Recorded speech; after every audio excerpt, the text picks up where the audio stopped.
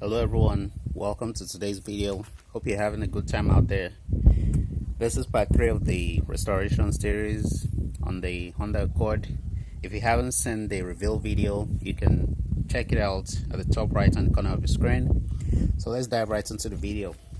So today our primary objective will be to sort out the cooling system and also sort out the wiring with the electric fans for the radiator. So let's dive right into it.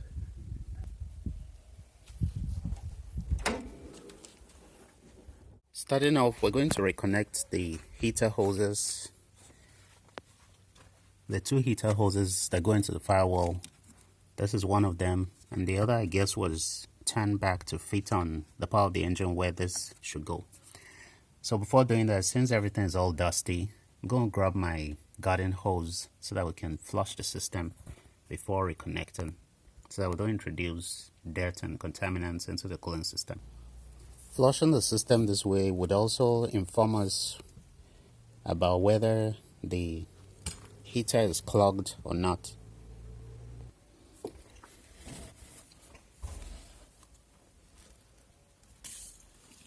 So we're expecting to see some water come out from there. So let me shoot some in there right now. Yeah, that's what we expect to see. So that tells us that the heater isn't clogged. So I'll do that a bit, and then also go from the other end after connecting one of the hoses to the point where we saw water coming out from right now. So an easy way to identify the hose that was turned back on itself will be to look out for a hose which looks out of place on the engine end. So right here I can see that this hose seems definitely out of place. It seems turned up on itself. And then looking down there, I can see that one end of this hose doesn't have the clamp fully seated. So whoever did this job didn't even put the hose clamp back on properly. So that's definitely the hose that should connect onto this place, and this would connect in its own place.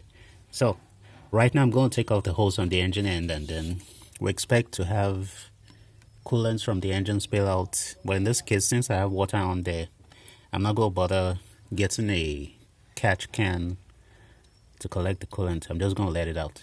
So, well, obviously that took me a lot longer than I expected. So here's one of the hoses I had to reconnect. That's the other end right there. That's the one going into the firewall up there. And then the lower one, this one right here, that's the one we saw water pouring out from a few moments ago. So all the hose clamps are on there tight, all secure. And by the way, to those of us living in the tropics that feel the heater on vehicles isn't necessary, I really disagree with that, because you won't be able to regulate the temperature of your air conditioner if you have your heater cord disconnected. And that can be fun at times. I've experienced it before. I remember having a vehicle and there was a problem with the heater matrix, and the air conditioner kept getting too cold, so I had to be turning it off periodically, and that wasn't very comfortable. So obviously I had to create some space to get this done. So that's it. Heater hoses reconnected. So let me put this back together, and then we proceed on to the next thing. So now I have all the evap system components I earlier disconnected, reconnected. So next we'll be tackling an issue with the radiator fans, whereby the fans come on immediately the ignition is turned to the on position, notwithstanding whether the engine is hot or cold. In doing that, I'll be taking out the whole radiator assembly, including the fans, so that I can get at the wiring mess that we are looking at right now, in order to locate the fan wiring connections on each side at the frame rails. That's the connection on the driver's side. Then moving over to the passenger frame rail, also locating the fan wiring on that side too. So let's do that right now. So because I already opened up the cooling system, I don't expect to have much coolant or water in this case in there anymore. So I'm just going to go right ahead to disconnect the radiator hoses, the electrical connections, and then pull out the whole assembly. So I'll start right off with the cover on top right here. I already have all the fasteners taken off. So I just carefully walk this out and put it aside. So first I'll take off the 10mm bolts holding on the assembly, like I'm doing right here. With the upper radiator straps removed, then I proceed to disconnect the electrical fan connections. So right here I'm loosening the hose clamps on the engine side for the upper and lower radiator hoses. So with the hoses disconnected, electricals out, I'm now going to lift up the whole assembly. So we're able to do it successfully. Yes.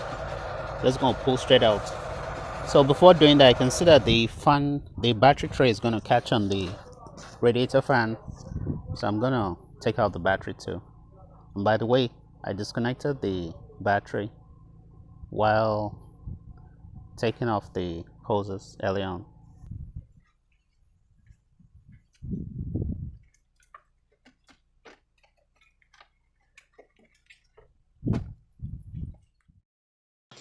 So that's the radiator assembly on the ground. Doesn't look so bad. It doesn't really have any dents in it, although it's quite dusty. It's going to need a good cleaning. That's a good sign. So right off the bat, I can see that the electrical connections on the fans wasn't tampered with at all. So all we'll have to focus on will be on the car. So right back at the car, this is what we have. Obviously the battery was leaking at some point. That's why the battery tray is all corroded. Go clean that up a little. So this is what we have. Yeah, you can see some impact damage to the lower cross member right there, and the condenser is looking really bad, so I think I'm gonna have to replace. I think there's a leak somewhere on here. Yeah. So moving right ahead, we'll go ahead to locate the fan connections on the driver front. Yeah, I can see 2 wires on here, so these are likely to be the fan connections for the condenser fan. And then we should also have a similar situation on here for the second fan. So I'm going to look into all that right now, but before doing all that, I'm going to take off all the unnecessary wires that we added to the car.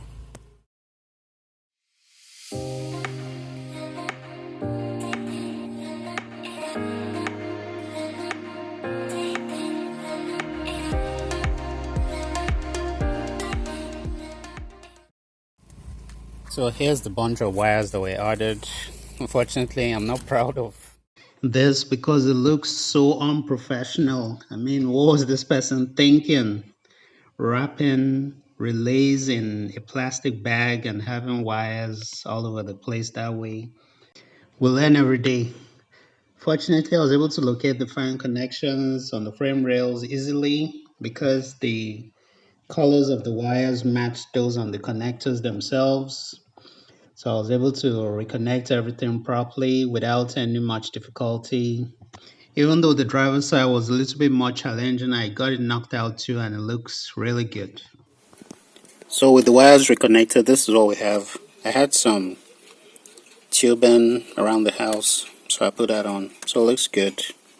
I matched the colors of the wires, so I don't foresee any problems right there. So that's the passenger side connection, fan connection, looking good. So let's check out the driver's side. That was a little bit more challenging because the cut was made quite close to the bulk around here. Well, that's all done too, looking good. So there it is, all protected. So I'll try to explain the whole concept behind this bunch of wires and relays. So basically, whoever did the connection had it at the back of their mind to get a power source which came directly from the terminal over here. The ground was the body, so some wires were attached right here and right here, and then another wire went to the fuse box under here. So with the constant power from the battery positive, the wire from the fuse box was the trigger. So whenever that got triggered, the relays would get activated and power would be sent to the fans. So essentially, the source from the fuse box was such that whenever the key was in the on position, the trigger was set, and that made the fans run continuously as the engine was running, and not based on the engine coolant temperature. So with this setup, I won't advise it on any vehicle because cars are designed to operate at an optimal temperature, and anything below that would lead to excessive emissions and high fuel consumption, because the cars are designed to use up a lot more gas when the engines are cold. So if you have the engine constantly running too cold, you would be burning too much fuel. So that's why I'm reversing this connection. Unfortunately, I checked right here. That's where the thermostat is supposed to be. I'm putting my finger in there. There's no thermostat in there. Yeah, there's no thermostat in there. I'm yet to receive my replacement thermostat, so I'm not going to be installing the thermostat in this video because I don't have one. But at least we know we should have fan situation sorted out. So I don't expect to have heat or the engine get into optimal working temperature with this setup, but one step at a time towards the end goal, which will be a Honda Accord that drives really good. So next, I'm going to clean up everywhere, including the radiator, fins, the fans, and then put everything back together. So after everything is back together, we'll test out the fans to ensure they operate properly. Catch you.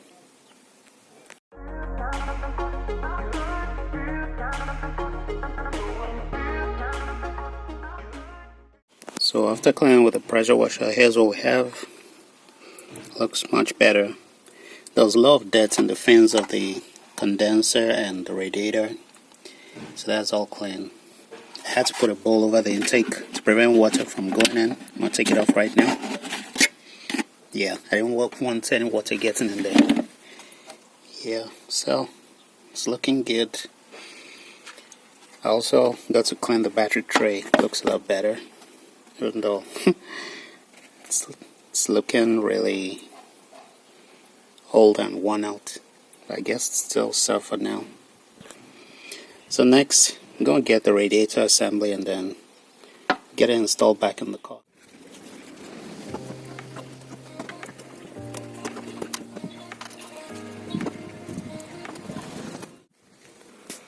So right now I have the fans connected and the radiator assembly secured with the bolts, one here and another one right here. That's the fan connection on the passenger side. Looks good. For the driver's side, the connection is actually under the fan. I'll show it to you right now, but it's already done.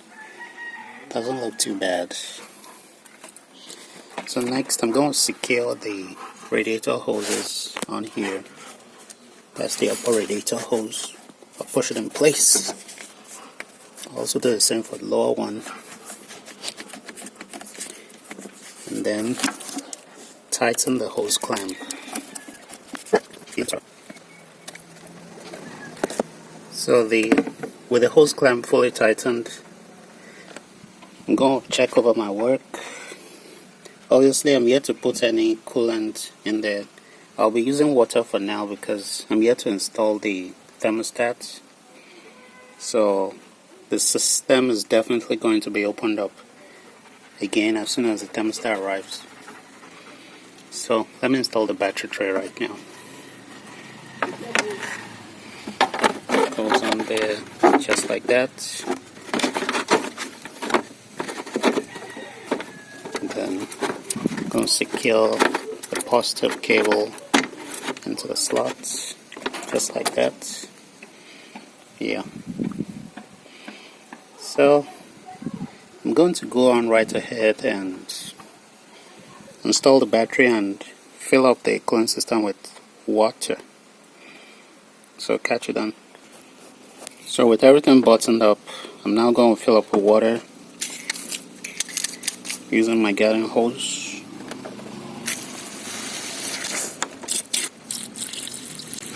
Because there's no thermostat on there, it's going to fill up without any air bubbles or significant air pockets in the system. So once it's full, it should be about full already. So this will also give me the opportunity to check for any leaks, especially at the firewall where the heater was reconnected without wasting any coolant.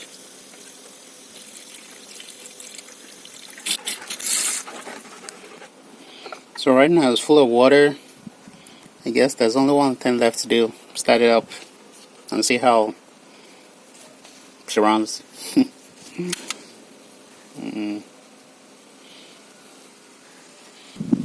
In terms of any replacement part, I'm yet to get any. Just to give you an idea of how much work the car needed without necessarily buying any parts. So obviously, while checking the cooling system, I noticed that the cap was also bad. We can see that the rubber seals are compromised. Yes, that's compromised, so I have to replace that. Then also there was no cap on the overflow tank. I also have to get that sorted out because it's very important, because when the coolant in the radiator heats up and expands, it needs to go somewhere, and that will be the overflow tank. And once the system cools, the coolant gets pulled back to fill the radiator. So that's it. I guess it's time to start it up. So I'm in the car right now, about to start it up after all that work.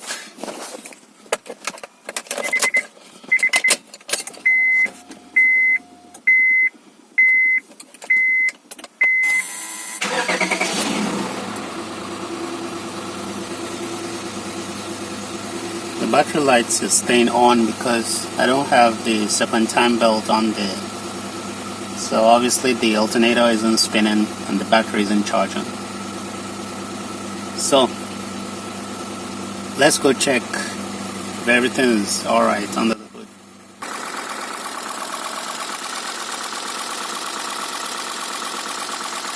It sounds kind of funny because there's an exhaust leak in here.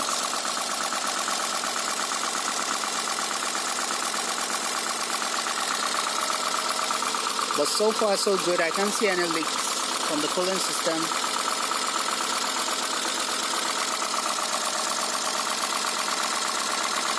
So I'm going to try to activate the cooling fans by turning on the air conditioner. So I just turned on the air conditioner. As you can see, our fans are definitely blowing. So I'd say that's a win.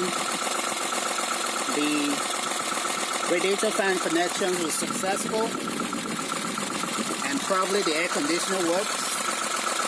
But unfortunately, I don't have a serpentine belt to turn the air conditioner compressor, so I can't really tell for now. So fellas, I guess that's another win for today, even though the engine sounds funny. I'm going to get that sorted out some other time. So let's wrap it up right here. So, as we saw earlier on, the radiator fans were spinning at low speed because the air conditioner was on. So I'll call that a definite win. So I would strongly advise against such connections on any vehicle, whether in the tropics or in temperate regions, because engines are designed to operate at an optimal temperature range, and if you're not allowing your engine to reach that temperature, you're going to be burning excessive fuel, your car is not going to perform good, and ultimately your engine is going to wear out faster. So please don't do it to your car. And if it has been done, you can follow my video, watch it as many times as possible to understand exactly how I restored this back to how it's supposed to be. So if you enjoyed the video, don't forget to leave me a like. Remember to hit the subscribe button if you haven't done so already. Hit the notification bell so you get notified whenever I upload a new video. So till next week, when we'll be addressing probably the leaky exhaust. Fellas, stay safe out there. Have a nice weekend. Take care. Bye.